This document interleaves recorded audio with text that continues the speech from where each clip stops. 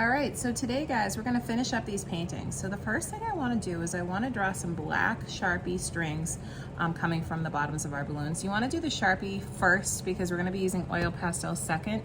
And if you do the oil pastel first, it can ruin the Sharpies. So we wanna do this portion first. So I'm gonna start at my very top balloon, which is my blue balloon.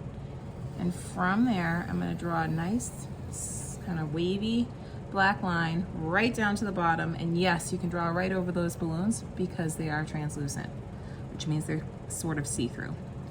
And now I'm going to draw one coming from my orange balloon. I'm going to draw one coming from my red balloon and one from my yellow balloon, and I draw them right over that tape so that it comes, and it just adds a little more line and variety to our painting and makes it more interesting to look at. Now I'm going to take in white oil crayon and I'm going to add some shine lines to add a little form. So I'm just going to do a little line here and here, and maybe one here and here. Notice I went off the page a little, that's okay. It'll crop when I rip that tape off.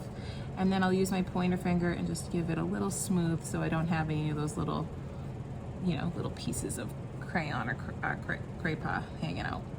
I'm going to do some over here on this orange balloon. One like right there. Do some over here on this blue. So I'm not going crazy, just a little, just to give it a little something, add a little dimension, add a little form. And I'm going to do that to every balloon, just add a few shiny lines with white and just kind of give it a little smudge to smooth it out a bit. And now I'm done. So the last step is to very carefully take off the masking tape that you put on day one. So I'm going to start over here, and when I do that, I'm going to pull away from the painting. So just in case it picks up a little of that paper with it, it won't rip any of your painting. So you're going to always pull away from the painting and towards yourself. I'm going to do this side. So again, pulling away from the painting towards yourself. So all the trash in a minute. All right, now I'm going to do this side. And last but not least, this side.